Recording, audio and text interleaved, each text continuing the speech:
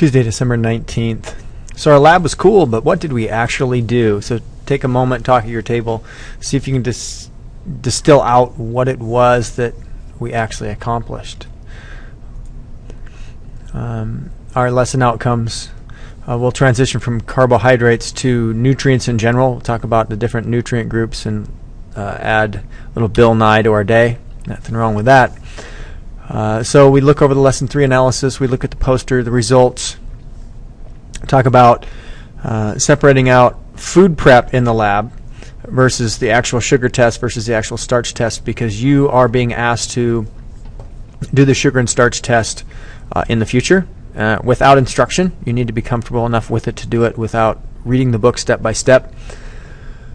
Once we get that established and we talk about which foods had sugar and which foods had starch and which foods had neither, which foods had both, we're going to move on, watch Bill Nye Nutrition, and then tomorrow's lab 4, we'll start at the mouth and look at some carbohydrate breakdown, and you will repeat the sugar and starch test on some foods.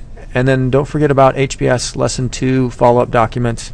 We'll spend some time in class labeling those organs and filling out the table.